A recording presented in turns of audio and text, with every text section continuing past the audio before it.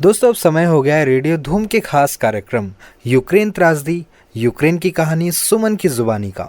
और मैं हूं आपका रेडियो साथी आरजे तनय। दोस्तों आपके जीवन में हालात कितने भी कठिन हो जाएं, कितनी भी विषम परिस्थितियां आ जाए, कितनी ही मुसीबतें आ जाए, लेकिन यदि आपने उनका डट कर सामना करके मंजिल तक पहुंचने का फैसला ले लिया है और आपके अंदर अगर हौसला है तो यकीन मानिए कि आपको आपकी मंजिल तक पहुंचने से कोई ताकत, कोई सरहद नहीं रोक सकती।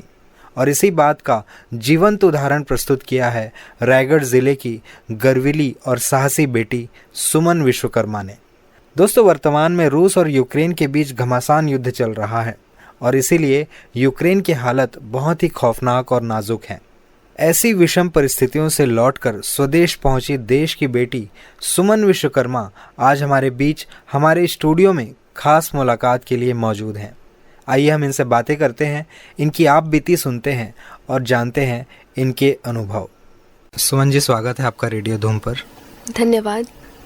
सबसे पहले तो हम आपके बारे में कुछ जानना चाहेंगे। आप अपने बारे में बताएं, आपके परिवार के बारे में, आपकी पढ़ाई के बारे में। हाँ जी, मेरा नाम सुमन विश्वकर्मा है। मैं किरोड़ी मलनगर से हूँ और मैं एक MBBS फर्स्ट ईयर स्टूडेंट हूँ। मैं यूक्रेन अपनी MBBS की पढ़ाई के लिए गई थी। जी, आपके परिवार में कौन कौन है?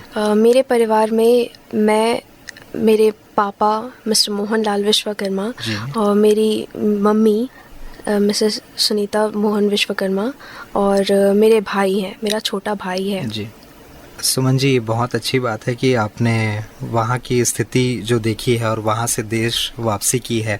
सबसे पहले तो हम आपको बहुत बहुत बधाई देना चाहेंगे कि आपने देश वापसी की ऐसी स्थिति से। इस बारे में बहुत सारी बातें होंगी, लेकिन सबसे पहले हम ये जानना चाहेंगे कि यूक्रेन आप कब गए, कितने सालों से वहाँ पे हैं आप? सालों से नहीं, एक्चुअली मैं विंटर इनटेक में मेरा एडमिशन हुआ था वहाँ।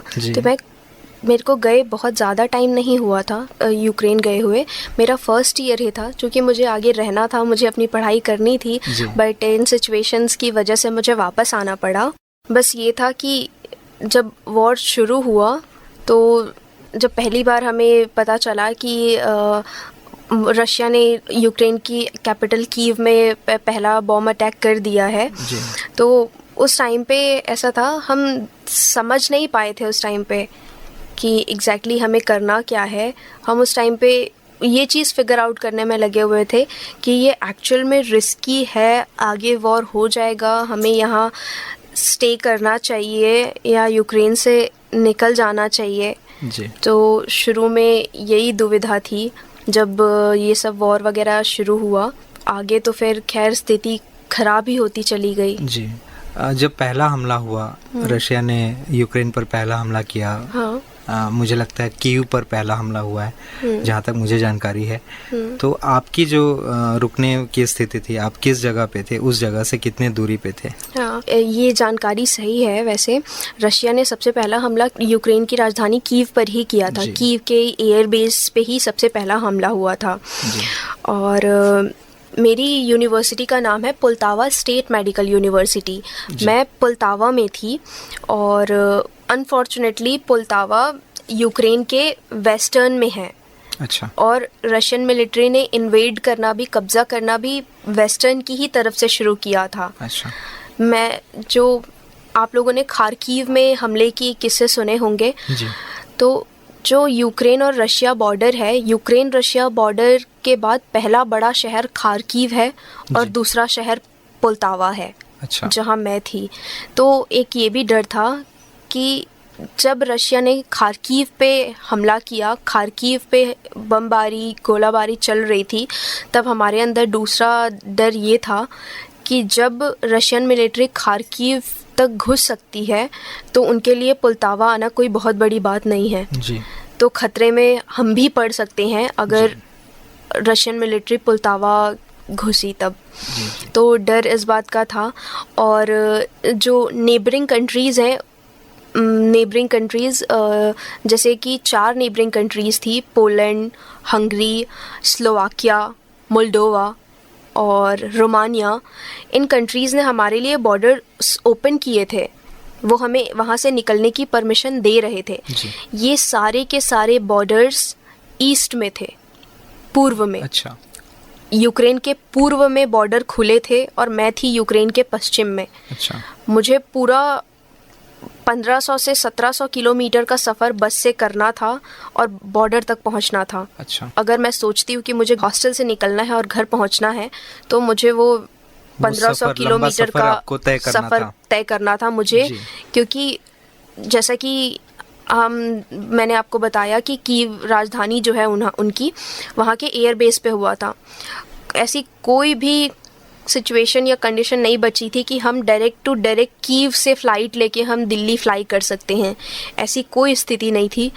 हमें बस ये था कि जो आसपास की कंट्रीज़ ने हमारे लिए बॉर्डर खोला है, हम उन बॉर्डर्स को क्रॉस करें, उन नए देशों में जाएं और उन देशों से हमें फिर फ़्लाइट मिलेगी अपने देश के लिए। जी। जब पहला अटैक हुआ और आपको जानकारी मिली कि यूक्रेन पर हमला हुआ है, तो क्या कुछ चल रहा था आपके दिमाग में?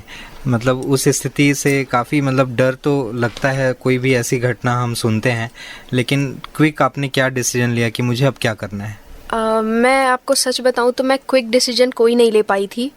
मैं बहुत बड़ी दुविधा में थी, मैं समझ नहीं पा रही थी, मैं फिगर आउट नहीं कर पा रही थी कि मुझे वहाँ स्टे करना चाहिए, मुझे रुकना चाहिए, जहाँ मैं हूँ मुझे वहीं रह के सुरक्षित रहने के बारे में सोचना चाहिए, या मुझे थोड़ी हिम्मत करके हॉस्टल से बाहर कदम रखना चाहिए और घर पहुँचने के बारे में सोचना चाहिए। जी, क्योंकि वहाँ बाहर तो बहुत ही डरावनी स्थिति थी, कभी भी हमला हो जा रहा था, कभी भी हमला हो सकता था, मिसाइल गिर जा रही थी, ऐसा हमने सुना है।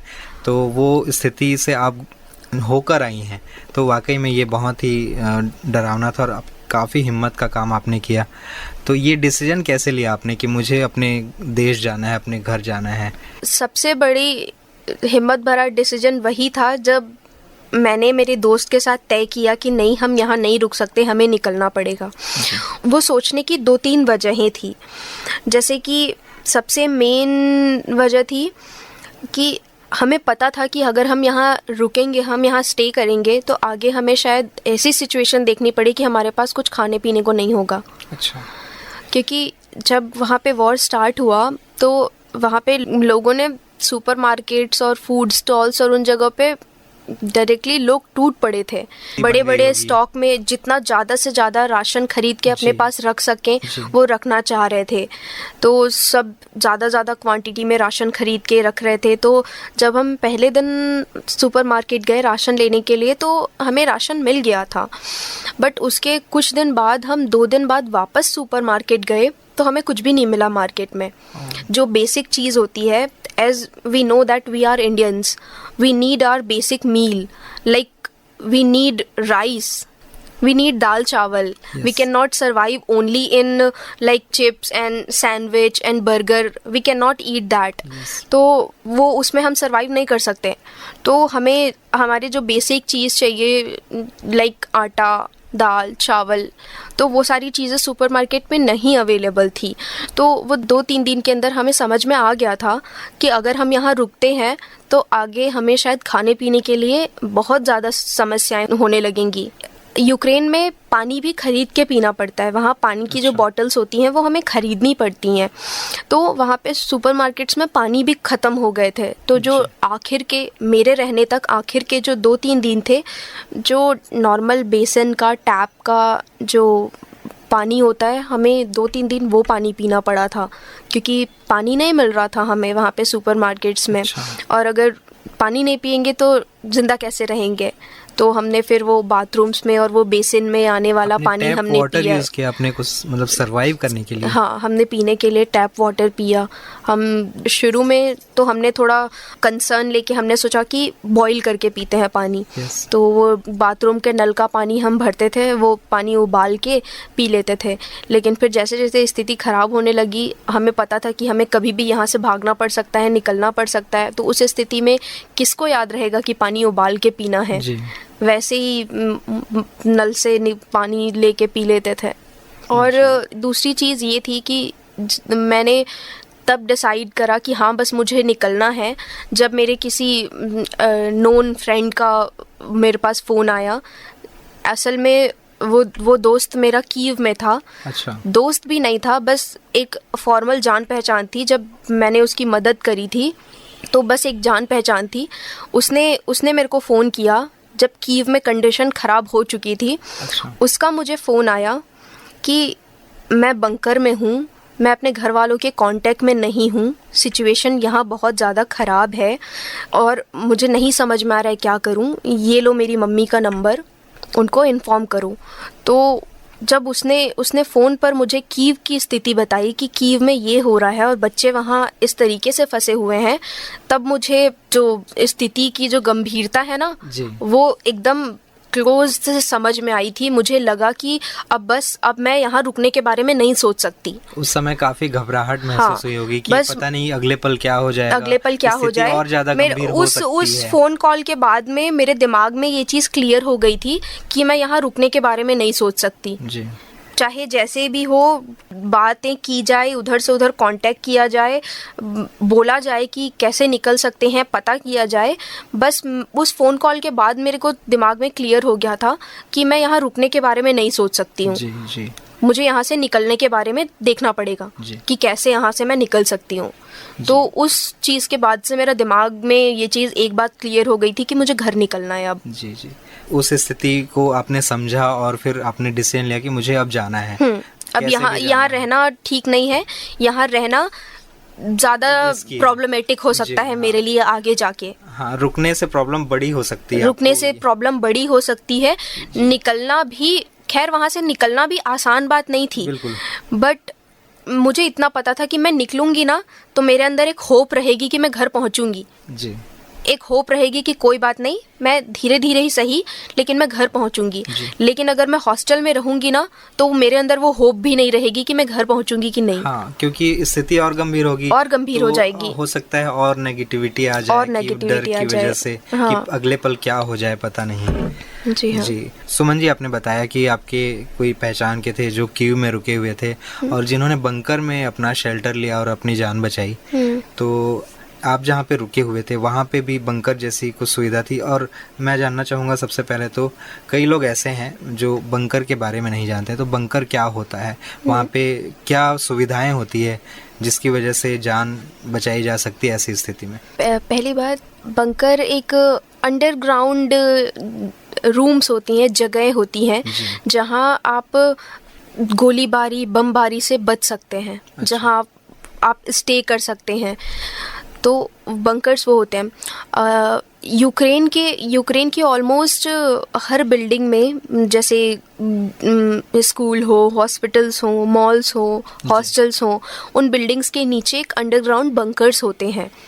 अच्छा, वहाँ की बिल्डिंग का स्ट्रक्चर ही ऐसा होता है कि वहाँ बंकर्स बनाए जाते हैं? क्या वजह है इसकी, आपको क्या पता है इस बारे में कुछ? हाँ जी, इसकी वजह ये है कि यूक्रेन ने वर्ल्ड वॉर सेकेंड में भी पार्टिसिपेट किया था। यूक्रेन उसमें इन्वॉल्व था वर्ल्ड वॉर सेकेंड में। अच्छा। तो जितना मुझे पता है कि ये वर्ल्ड वॉर सेकेंड के टाइम से ही यूक्रेन की जो बिल्डिंग्स हैं, जो घर हैं, वहाँ पे बंकर्स बने हुए हैं।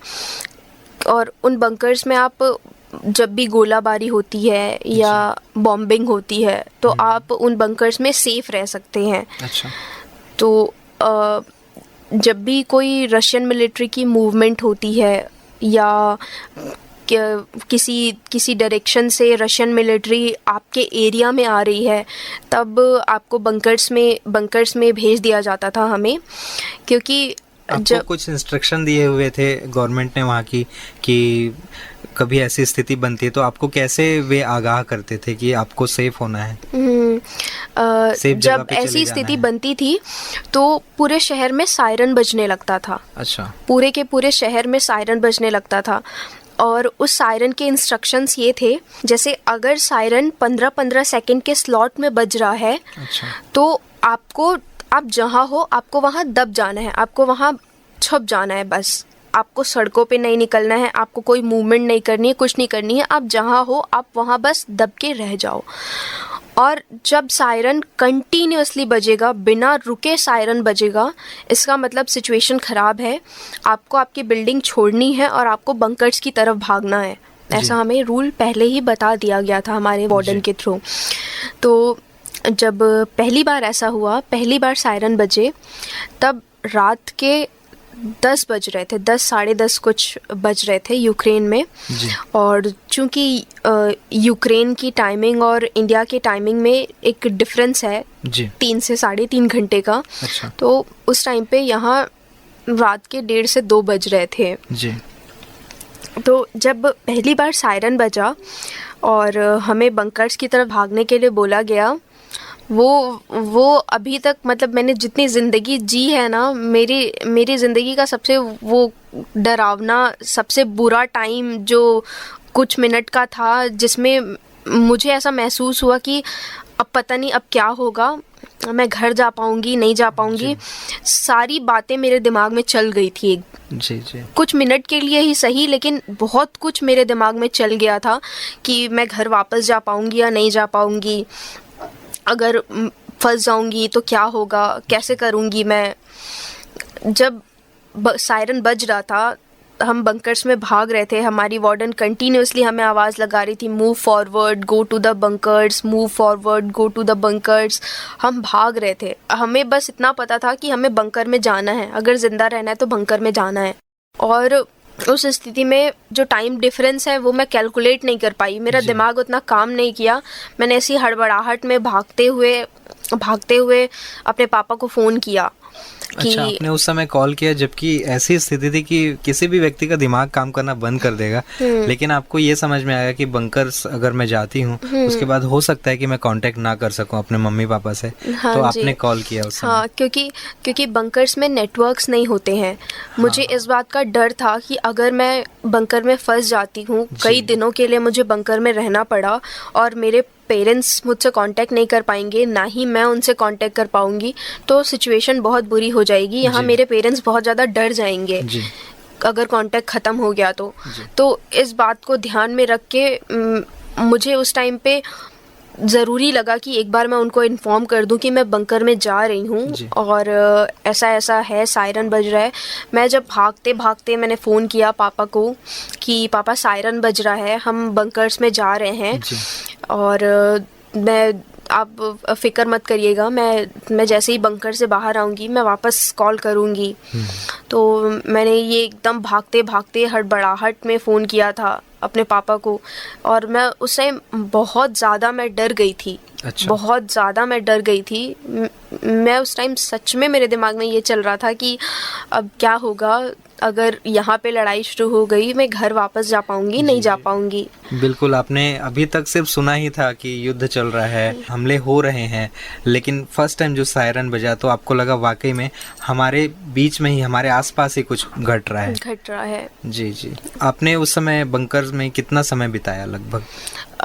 ये तो हमारी खुशकिस्मती थी कि पुल्तावा में उस टाइम पे कोई मिलिट्री के बीच में कोई फायरिंग या बॉम्बिंग नहीं हुई थी। वो बस एक फाइटर जेट की मूवमेंट थी, रशियन फाइटर जेट की मूवमेंट थी, जिसकी वजह से एक अलर्ट था, हमारी सेफ्टी पर्पस के लिए हमें बंकर्स में जाने के लिए बोला गया था। ऑल्दो फिर भी हम 4 साढ़े 4 घंटे के आसपास बंकर्स में रहे थे और फिर हम वापस रूम में आ गए थे। हम अपने रूम में आए वापस, तो हमें कहा गया कि आपको लाइट्स ऑन नहीं करनी है जी। लाइट्स ऑन नहीं करनी है, कोई मूवमेंट नहीं करनी है, आपको बाहर नहीं निकलना है। हम पूरी रात मतलब सोए नहीं, हम पूरी रात नहीं सोए, हमने पूरी रात बैठे बैठे बिता दिए, बैठे बैठे बातें करते कि क्या होगा, सिचुएशन क्या है, डिस्कस करते हमने पूरी रात बैठे बैठे बिता दी। नींद नहीं आई हमें, हमारी नींद उड़ चुकी थी उस टाइम तक। बैठे रहे और उस दिन पूरे शहर में अंधेरा था, पूरे शहर में ना कोई स्ट्रीट लाइट जली, ना किसी जगह पे कोई, आप मानोगे नहीं, फ्लैश लाइट तक ऑन नहीं किया हमने डर के मारे। उन्होंने हमें सिर्फ रूम की लाइट्स ऑन करने के लिए मतलब मना किया था। उन्होंने कहा था रूम की लाइट्स ऑन नहीं करेंगे, हॉस्टल में अंधेरा रहेगा, पूरे शहर में अंधेरा रहेगा। डर के मारे हमने फ्लैश लाइट तक ऑन नहीं करी, पूरे अंधेरे में हमने ऐसी पूरी रात बैठे बैठे अंधेरे में बिता दी, एक दूसरे के बगल में बैठे बैठे, मैं और मेरी दोस्त ने। और जब सुबह हुई तब थोड़ा रोशनी हुई, तब हमें थोड़ा राहत हुआ और फिर उसके बाद सब थोड़ा नॉर्मल हुआ, बट फिर भी डर था पूरे टाइम, मन में यही बात थी पूरे टाइम कि वापस सायरन कभी भी बज सकता है। जी जी। फिर से सायरन कभी भी बज सकते हैं और हम कभी भी बंकर्स में जा सकते हैं। जी। अच्छा, जब ये सायरन बजा और आप लोग नेक्स्ट डे सुबह हो गई, फिर आपने डिसीजन लिया कि अब हमें यहाँ से निकलना ही है, तो यहाँ यूक्रेन से निकलने के लिए वहाँ पर कुछ व्यवस्था थी आपको कि आपको देश छोड़ना है, तो किस तरीके से आप जा सकते हैं अपने यूक्रेन से बाहर? व्यवस्था तो खैर नहीं थी और मैं उसके लिए उन्हें ब्लेम भी नहीं कर सकती क्योंकि उनकी खुद की स्थिति ख़राब थी, वहाँ लोग खुद भी डरे हुए थे। तो सब उस टाइम पे सब दुविधा में थे बेसिकली। सब जो इंडियन बच्चे थे वो ये सोचने में लगे हुए थे कि हमें रुकना चाहिए यहाँ, या यहाँ रुक के सुरक्षित रहना चाहिए, या फिर निकल के घर पहुँचने के बारे में सोचना चाहिए, क्योंकि बाहर निकलना भी एक रिस्क था उस समय। बाहर निकलना भी बहुत, हाँ, बाहर निकलना भी बहुत बड़ा रिस्क था कि कब हमला हो जाए, कब किसी जगह पे आप फायरिंग के बीच में आ जाओ, आपको नहीं पता कि आगे आपको क्या देखने को मिलेगा, क्योंकि आगे क्या होगा कोई नहीं जानता। और जो वहाँ की हॉस्टल मैनेजमेंट थी या वो जो लोग थे वो हमें डायरेक्ट किसी बात का वो नहीं दे पा रहे थे, हमें नहीं कह पा रहे थे वो डायरेक्ट कि आपको रुकना चाहिए या जाना चाहिए, क्योंकि वो भी रिस्पॉन्सिबिलिटी उस टाइम पे नहीं लेना चाह रहे थे। उन्हें भी हो सकता है पूरी जानकारी ना हो कि किस तरीके से आप लोग यहाँ से सेफली निकल पाएंगे। That's why वो कुछ कह नहीं रहे थे। वो कुछ कह नहीं रहे थे क्लियर। जो था, जो भी डिसीजन लेना था, जो भी कुछ करना था, आपको खुद करना था। हमें अपने ही हिम्मत से जो भी फैसला लेना था। जो हम कर रहे हैं, अगर आगे हमारे साथ कुछ होता भी है तो उसके जिम्मेदार हम खुद थे। ऐसा उस टाइम पे सिचुएशन उन्होंने कर दी थी क्योंकि कोई भी जिम्मेदारी लेने के लिए तैयार नहीं था। अफरा तफरी का माहौल था, कोई किसी की मदद करने की स्थिति में नहीं था क्योंकि सभी को परेशानियां थी उस समय।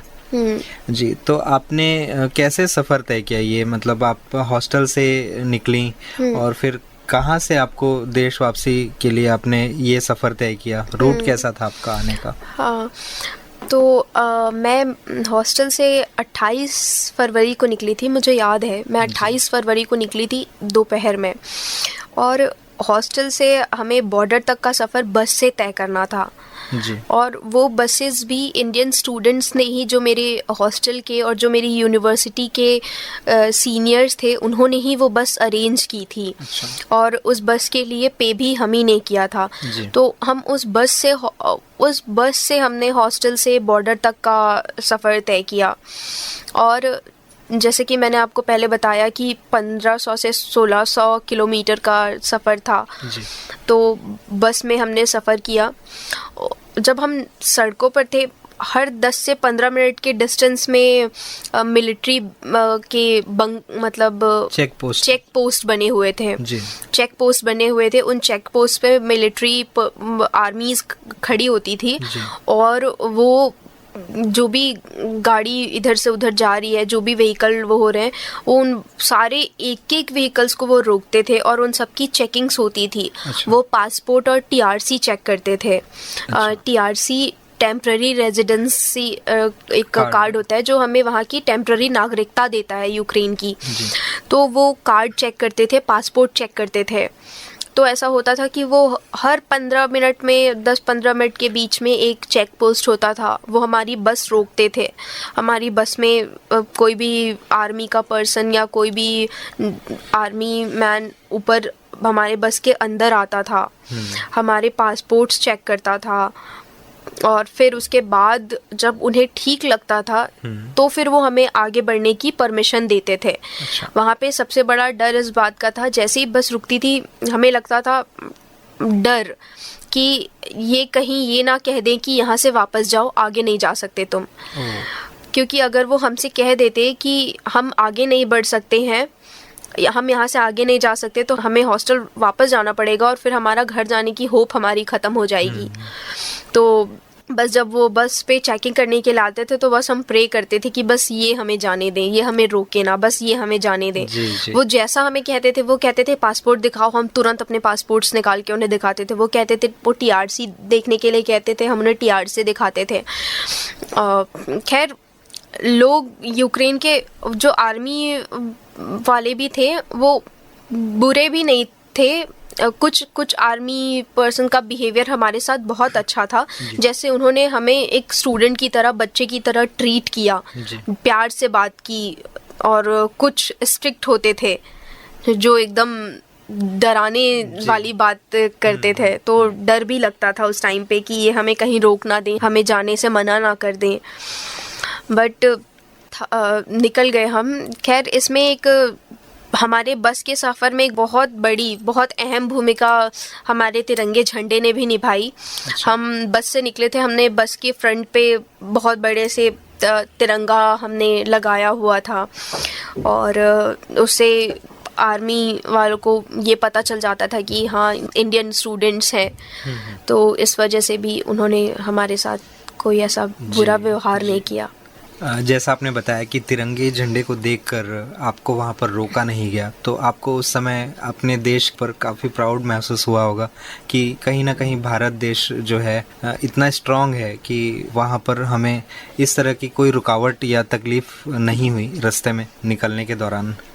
हाँ जी, बिल्कुल। मन में ये बात थी कि हाँ, मैं इंडियन हूँ। इंडियन फ्लैग, तिरंगे झंडे की वजह से मैं आसानी से निकल गई। शायद मैं किसी और देश की होती तो मुझे इस तरीके से ट्रीट नहीं करते। हाँ। इस तरह ट्रीट नहीं करते, शायद मुझे जाने की परमिशन नहीं देते अगर मैं इंडियन नहीं होती, इंडियन फ्लैग नहीं होता। जब पहला हमला हुआ यूक्रेन पर, उससे कितने दिनों बाद आपने वहाँ से पलायन किया, मतलब वहाँ से निकलने के लिए डिसीजन लिया कि मुझे अब इस देश से निकलना है, कैसे भी करके हिम्मत करके आप निकली? कितने दिन आपने गुजारे उस समय?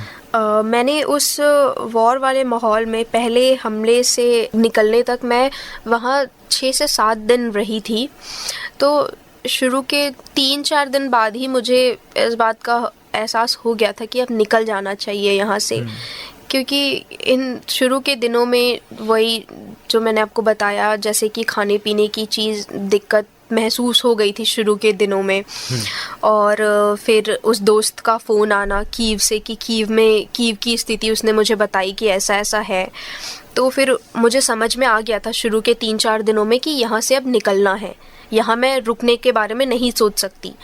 तो फिर निकलने का तो तय कर लिया, लेकिन सबसे बड़ी चिंता आंखों के सामने ये थी, मेरे सामने स्थिति ये थी कि कैसे, अगर मैं निकलने का सोच भी रही हूँ तो कैसे। तो फिर मेरी जो दोस्त थी उसने बात की कि कौन सी बस जा रही है, कौन लेके जा रहा है बस, मैं किससे कांटेक्ट करूँ, किसके पास अपना नाम लिखवाऊँ। तो हम ये सारी बातें मेरी दोस्त ने मैनेज करी। उसने खुद का बस में रिजर्वेशन कराया, मतलब खुद के लिए बात करी। एट द सेम टाइम उसने मेरे लिए बात की कि मैं तो जाऊंगी, मेरे साथ मेरी दोस्त भी जाएगी, मुझे उसके साथ ही निकलना है। तो किसी भी बस में जाएं, आप इस बस में देखो या उस बस में देखो, लेकिन मैं और मेरी दोस्त साथ में निकलेंगे। तो मेरी दोस्त ने मेरे लिए ये बस अरेंजमेंट्स, उसकी बातें की। जी, बहुत ही हिम्मत भरे अनुभव आपके हुए हैं। और मैं आपसे ये जानना चाहूँगा सुमन जी कि आप जब बस से निकले तो आपका रूट कौन सा था, मतलब आपको बस के ज़रिए यूक्रेन की सीमा से किस देश के ज़रिए आप भारत देश में वापसी की आपने? तो जैसे 4-5 नेबरिंग कंट्रीज़ थी जिन्होंने अपने बॉर्डर्स ओपन किए थे जी। तो मैंने और मेरी दोस्त ने, हमने मिलके डिसाइड करा था कि हम हंगरी बॉर्डर क्रॉस करेंगे। हंगरी बॉर्डर से होके हंगरी जाके फिर वहाँ से हम वापस आएंगे, हमने ये डिसाइड किया था।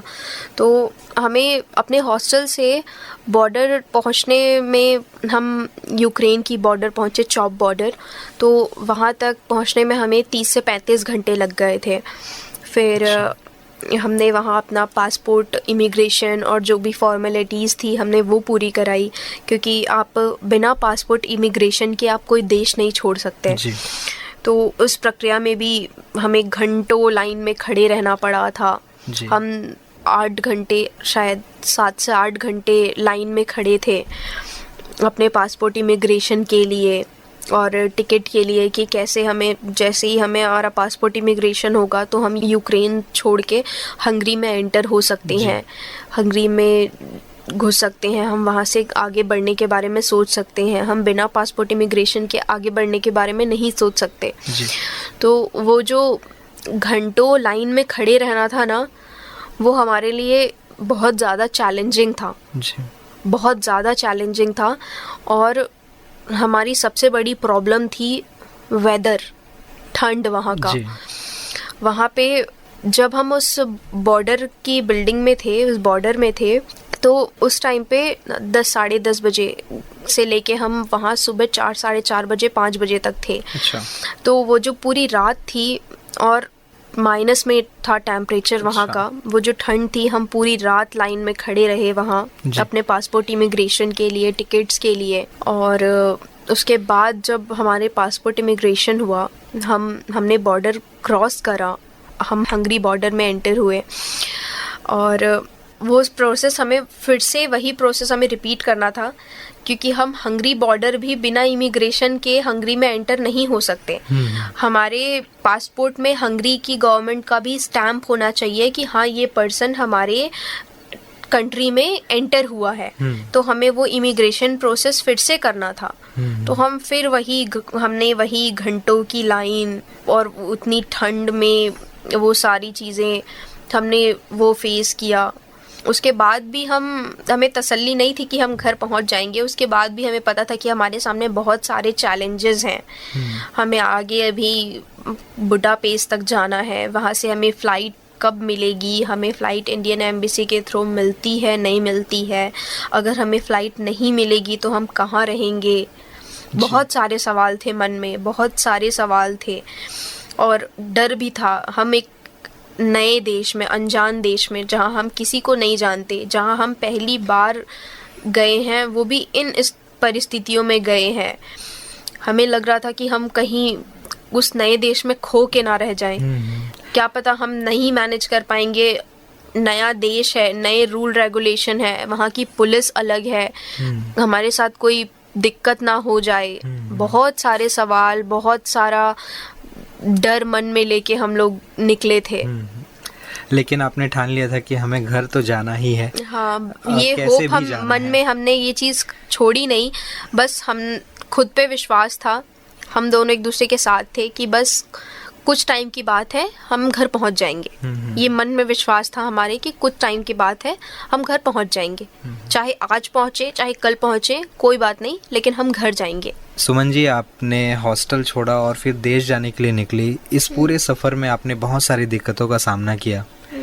तो हम जानना चाहेंगे कि जो बस का सफ़र था, जो आपने बताया करीब 30-35 घंटे का लंबा सफ़र था, उस समय कुछ दिक्कतें हुई आपको खाने पीने की चीज़ों में, या किस तरीके से आप वहाँ आपने वो सफ़र तय किया? वो 30 से 35 घंटों का सफ़र सबसे बुरा सपना था वो सफ़र, क्योंकि हमें जो सबसे बड़ा डर हमें लगता था कि जब चेक पॉइंट्स पे मिलिट्री आती थी हमारा बस चेक करने, हमारा पासपोर्ट चेक करने, वो डर तो था।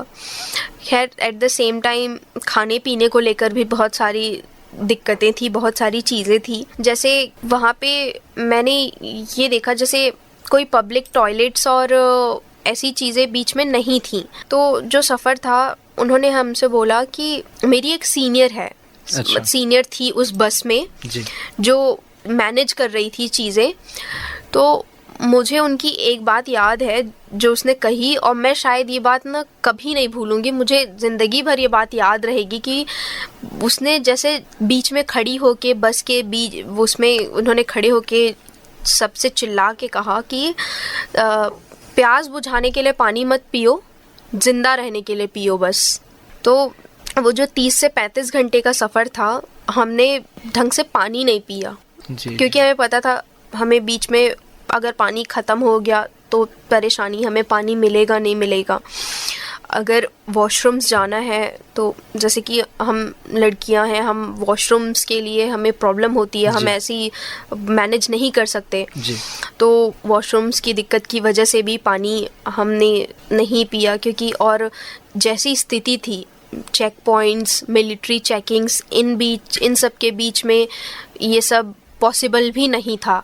तो इस वजह से हमने ढंग से पानी भी नहीं पिया, हम खाना भी एक लिमिट में खा रहे थे, और बहुत सारी वजह थी। हमें नहीं पता था कि हमें दिल्ली के लिए, घर के लिए, इंडिया के लिए फ़्लाइट कब मिलेगी। तब तक हमारे पास जो थोड़ा बहुत खाना है, हमें उन्हीं में एडजस्ट करना है जी। उन्हीं फूड को बचा बचा के हमें मैनेज करना है, क्योंकि आगे हमें नहीं पता हमें कोई खाना देगा, हमें कोई पानी देगा, नहीं देगा। तो हमारे पास जो थोड़ा बहुत पैकेट्स थे, फूड पैकेट, वो भी हम बचा बचा के खा रहे थे। उन्हें भी हम संभाल के, कि खाना अगर ख़त्म हो जाता है तो हम कैसे करेंगे, मैनेज कैसे करेंगे। तो खाने पीने की ऐसी स्थिति थी। इन सब की चीज़ों के बीच में हमने यूक्रेन से के बॉर्डर तक हम पहुँचे। सुमन जी, जैसे वहाँ पे काफ़ी अफरा तफरी का माहौल था और आपने वो सब चीज़ें देखी है, लोग काफ़ी हड़बड़ी में थे कि हमें अपने देश जाना है, पलायन कर रहे थे लोग वहाँ से। इस बीच कहीं आपको भाषा की दिक्कत हुई होगी, क्योंकि आप पहले यूक्रेन आपको क्रॉस करना था और फिर हंगरी जाना था, फिर आप अपने देश भारत के लिए वहाँ से रवाना होती, तो आपको कहीं भाषा की दिक्कत हुई हो? हाँ, ऑब्वियसली, क्योंकि आप बिना कम्युनिकेट किए, बिना बात किए आप किसी जगह पे आगे नहीं बढ़ सकते। आपको अगर आगे बढ़ना है, हमें वहाँ से निकलना है, हमें लोगों से बात करनी पड़ेगी। हम अगर कोई किसी ऑफिसर से भी बात कर रहे हैं, हमें किसी से कुछ पूछना है, या हमें किसी चीज़ की ज़रूरत है, या कुछ गलत है, सही है, जो भी है, उसके लिए हमें बात करनी पड़ेगी। और एक लैंग्वेज बैरियर एक था, क्योंकि वहाँ पे भी ऐसा है कि सबको इंग्लिश नहीं आती। जिन्हें इंग्लिश आती है हम उनसे कम्युनिकेट कर सकते हैं, हम उनसे बात कर सकते हैं, बट जिन्हें इंग्लिश नहीं आती हम उनसे बात नहीं कर सकते। वो वहाँ की लोकल लैंग्वेज रशियन, यूक्रेनियन बोलते हैं। कुछ जो रशियन बॉर्डर्स के इलाके हैं वहाँ पे अभी भी रशियन लैंग्वेज ही बोली जाती है यूक्रेन में, और जो सेंटर में रहने वाले लोग हैं वो प्रॉपर यूक्रेनियन बोलते हैं। तो ये लैंग्वेज बैरियर था एक, कि आप उनसे कम्युनिकेट कर सकते हैं जिन्हें इंग्लिश आती है, और जिन्हें इंग्लिश नहीं आती हम उनसे कम्युनिकेट नहीं कर सकते। अच्छा, ये युद्ध की जो स्थिति बन रही थी, आपने जो समय वहाँ पे बिताया, आपने बताया कि पहला हमला हुआ उसके 4-5 दिनों के बाद ही आप वहाँ से निकली थी, तो इस बीच आपने खुद कुछ ऐसा एक्सपीरियंस किया कि हाँ कुछ हो रहा है, कुछ खतरनाक हो रहा है, कुछ ऐसी घटना आपके साथ हुई हो तो कृपया शेयर करें आप। हाँ जी, बिल्कुल। जैसे खुशकिस्मती से मैं जब तक थी और मैं जिस शहर में थी वहाँ कोई डायरेक्ट फायरिंग और बॉम्बिंग नहीं हुई थी, बट कुछ ऐसी एक्सपीरियंसेस थे मेरे जो बहुत ज़्यादा डरावने थे। जैसे उन एक्सपीरियंस में से एक था फाइटर जेट्स का मूवमेंट। जैसे हम हॉस्टल में थे तो हमें फाइटर जेट्स की मूवमेंट पता चलती थी। हम फाइटर जेट्स को अपने ऊपर से उड़ के जाते देख सकते थे, उनकी आवाज़। तो वो जो फाइटर जेट्स की मूवमेंट थी वो हमें डराती थी उस सिचुएशन में, कि वो फाइटर जेट्स कभी भी एयर में कुछ भी हो सकता है, पता नहीं कब हमला हो जाए, कब किस एरिया से बॉम्बिंग शुरू हो जाए, पता नहीं था हमें। तो वो जो फाइटर जेट्स की मूवमेंट थी हमारे लिए बहुत ज़्यादा डरावनी थी वो। और इसी में एक और छोटा सा किस्सा है। जैसे हम एक दिन हॉस्टल्स में थे, हम अपने रूम्स में थे, तो सडन हमें कुछ टाइम के लिए फायरिंग की आवाज़ सुनाई दी। फायरिंग का पता चला हमें कि फायरिंग हो रही है। तो हमें उस फायरिंग के पीछे की पूरी कहानी नहीं पता थी। तो जब तक हमें नहीं पता थी वो हमारे लिए बहुत ज़्यादा खौफ वाली चीज़ थी। हम डर चुके थे पूरी तरह। हमें लगा था कि अब हमारे एरिया में भी फायरिंग शुरू हो रही है और अब आगे कुछ भी हो सकता है। हम उस पॉइंट पे डर गए थे बहुत ज़्यादा। खैर बाद में जब हमें पूरी स्थिति पता चली तब वो फायरिंग आर्मीज़ के बीच की क्लैश नहीं था, वो आर्मी के बीच की फायरिंग नहीं थी, बल्कि वहाँ की गवर्नमेंट ने सिचुएशंस देखने के लिए, माहौल का जायज़ा लेने के लिए ड्रोन उड़ाई थी। और लोग वहाँ पे इतना ज़्यादा डरे हुए थे, इतना ज़्यादा खौफ में थे वहाँ के लोग भी, लोकल जो लोग थे, उन्होंने डर के मारे वो फिगर आउट नहीं कर पाए कि वो जो ड्रोन है वो यूक्रेनियन आर्मी की है या गवर्नमेंट ने किसी पर्पस से उड़ाई है वो ड्रोन, या फिर रशियन मिलिट्री की है, क्या है वो फिगर आउट नहीं कर पाए, और उन्होंने उस ड्रोन पर फायरिंग की। और उस ड्रोन को उन्होंने गन से फायर करके उस ड्रोन को उन्होंने ऊपर हवा में ही ब्लास्ट कर दिया। अच्छा। वहाँ पे लोग भी मतलब इस लेवल पे डरे हुए थे। उस समय काफी घबराहट महसूस हुई होगी आपको कि पता नहीं अगले पल क्या हो जाए। पता नहीं, हम डर चुके थे। हमें उस पॉइंट पे लगा था कि अब हमारे एरिया में भी, पुलतावा में भी वॉर शुरू हो चुका है। उस फायरिंग की आवाज़ से हमें ये लगा था। तो इस पूरे घटनाक्रम में कभी ऐसा लगा कि हमारी हिम्मत अब जवाब दे रही है, या सेल्फ मोटिवेशन आपका बना हुआ था शुरू से आखिरी तक? डर तो साधारण सी बात है, डर तो लगेगा जी बिल्कुल। डर बहुत ज़्यादा था मन में, बट जैसे ही मैंने तय कर लिया था कि मुझे निकलना है, मुझे घर जाना है, बहुत सारी प्रॉब्लम्स होंगी, मैं अपने आप को ये बात मैं समझा चुकी थी। मुझे पता था कि आसान नहीं होगा, कोई मुझे बैठा के खिलाएगा पिलाएगा नहीं, और कोई मेरे को हाथ पकड़ के किसी जगह तक नहीं लेके जाएगा। मुझे खुद निकलना है, मुझे खुद पहुंचना है, मुझे सब कुछ खुद मैनेज करना है। ये बात मैंने अपने आप को समझा ली थी। मैंने एक इंसान से उम्मीद लगाई, मेरी दोस्त से, और उस टाइम पे वो जितना कर सकती थी, उसके बस में जितना था उसने किया मेरे लिए। तो बस मुझे पता था कि मुझे जो करना है खुद करना है, अकेले करना है और निकलना है दोस्त के साथ। तो कहने का मतलब है कि आपके साथ सिर्फ एक चीज थी, और वो था आपका आत्मविश्वास। और टाइम टू टाइम मेरे घर वालों से बात हो रही थी, तो वो भी एक बहुत बड़ा वो था कि हिम्मत का काम था। खैर मैं पूरी बात अपने घर पे नहीं बता पा रही थी, क्योंकि मैं एट द सेम टाइम मैं भी उनके लिए उतना ही फिक्र करती हूँ। मैं नहीं चाहती थी कि मैं वहाँ बैठी हूँ, जो भी स्थिति है मैं तो झेल रही हूँ, मैं उन सिचुएशन को फेस कर रही हूँ, लेकिन वो बैठे बैठे घर पे जो मैं यहाँ पे झेल रही हूँ, अगर मैं उन्हें पूरी बात बता दूंगी तो वो वहाँ परेशान हो जाएंगे। और उनके लिए फिर वो चीज़ सही नहीं है, तो मैं वो नहीं करना चाहती थी। तो इस वजह से मैं उनसे बात करती थी, बट मैं उन्हें पूरी तरीके से पूरी बात नहीं बता पाती थी कि ये चल रहा वो चल रहा। आपके साथ आप कौन थे जो आपके सफ़र में आपके हम सफ़र थे उस समय, अगर हम कहें इस सफ़र के दौरान? मेरी दोस्त थी मेरे साथ, वो हॉस्टल से मेरे साथ निकली थी। हमने हॉस्टल से लेके दिल्ली तक का सफ़र हमने साथ में किया, हम साथ में ही आए, हम हर सफ़र हमने साथ में किया घर पहुंचने तक का। जी।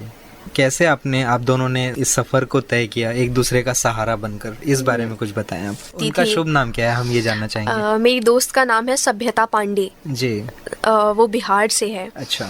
हाँ, तो मेरी दोस्त मेरे साथ थी, और हम दोनों ने एक दूसरे की हिम्मत बनाए रखे थे। जब किसी मूवमेंट पे ऐसा होता था, वो थक जाती थी, वो डर के बैठ जाती थी कि अब क्या होगा, अब आगे क्या होगा, क्या करेंगे हम। तो मैं उसकी हिम्मत बढ़ाती थी कि कोई बात नहीं, ठीक है, हम कर लेंगे। और जब मैं हिम्मत हार जाती थी, तब सेम टाइम पे वो मेरे लिए थी कि कोई बात नहीं सुमन, निकल जाएंगे हम यहाँ से, घर पहुँच जाएंगे।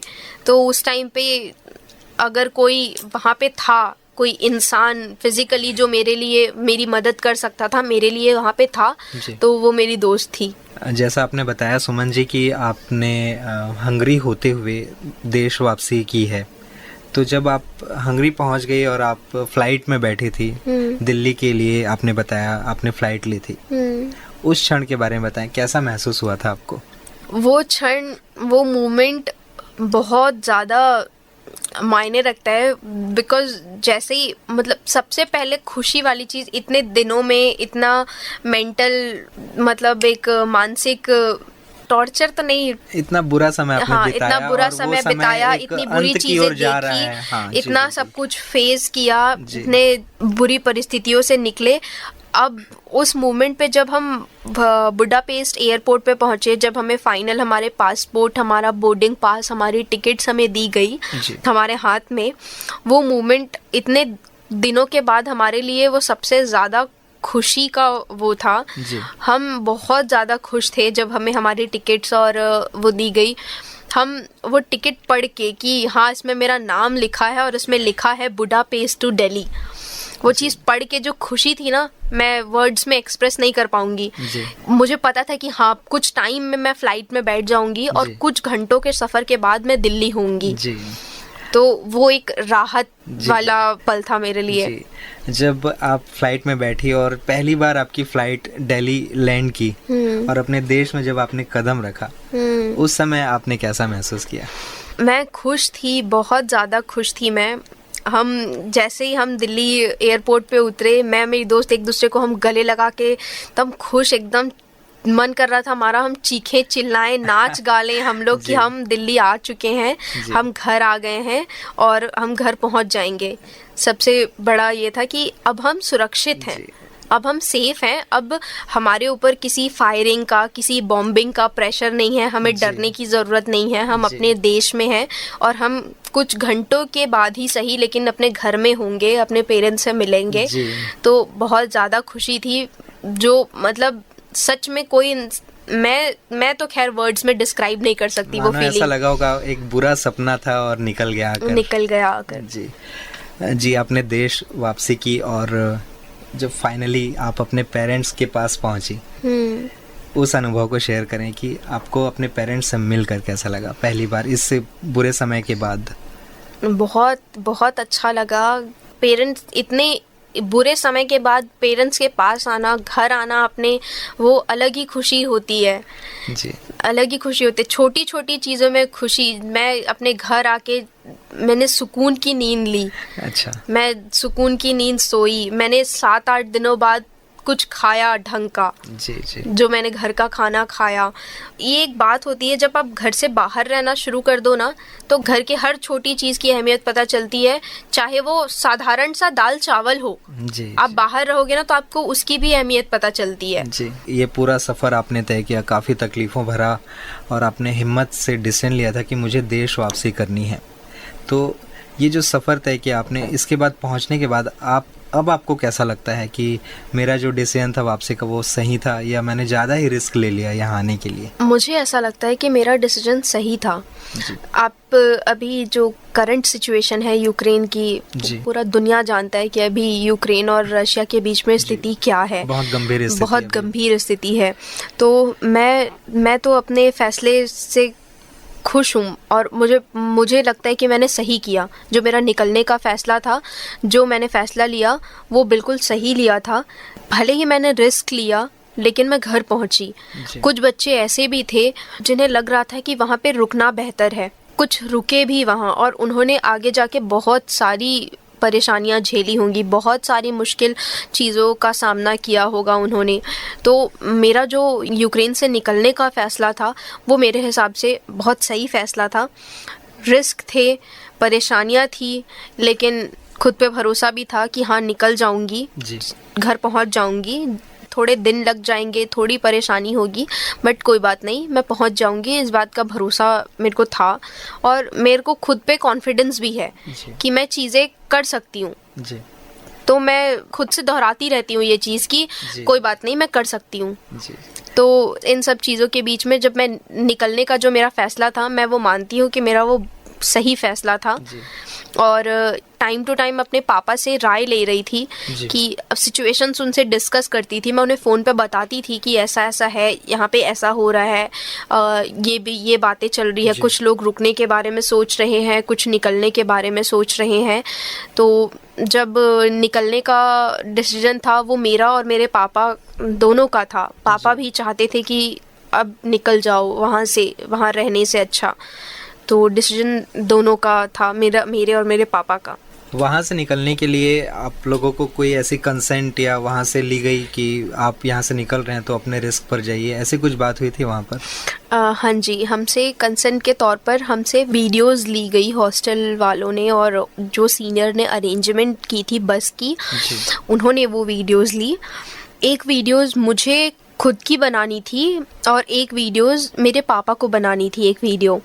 और उस वीडियो में कहना था कि मैं हॉस्टल से बाहर निकल रही हूँ घर के लिए। मुझे अपना पूरा इंट्रो देना था कि मैं सुमन विश्वकर्मा हूँ, MBBS फर्स्ट ईयर स्टूडेंट हूँ, इस यूनिवर्सिटी से हूँ, मैं हॉस्टल से बाहर निकल रही हूँ और मैं अपने रिस्क पे निकल रही हूँ। अगर मुझे बाहर कुछ भी होता है तो उसकी जिम्मेदार मैं हूँ और मेरा परिवार है।